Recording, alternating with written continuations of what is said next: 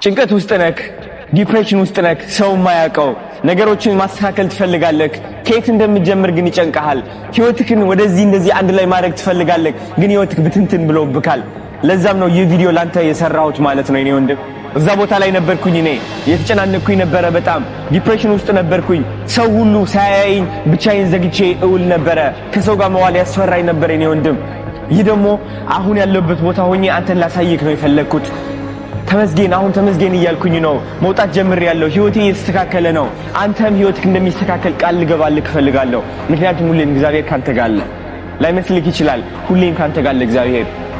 ያለፍክበት ያለው ነገር አሁን ላንተ ማጠንከሪያ ነው፣ የምትማርበት ነገር ነው። ጊዜ ዝም ብሎ እያለፈብክ እንደሆነ ይገባኛል የኔ ወንድም። ስክሮል እያደረክ ብቻህን ማንም ሰው ሳያውቅህ እየተጨናነቅ እንደሆነ ይገባኛል። ማንም ሰው አይረዳህም። ማንም ሰው አንተ መጥቶ ከልቡ የሚጠይቅህ ሰው የለም። የሚያወራክ የሚካፈልክ ችግርህን ሰው የለም። ለጥቅማቸው ካልሆነ አንተን ለመርዳት ወይም ደግሞ አንተን ለማገዝ ብሎ የሚመጡ ሰዎችም የሉም። ግን አንተ ነህ አሁን ጀግና የምትሆነው የኔ ወንድም። አንተ ነህ የምትነሳው። የራስህ ጀግና የምትሆነው አንተ ነህ አሁን ከእግዚአብሔር ጋር ሆነህ ማለት ነው። እግዚአብሔር ነው ምልክ መነሳት ትችላለህ። ማንም ያቆምክ ሰው የለም።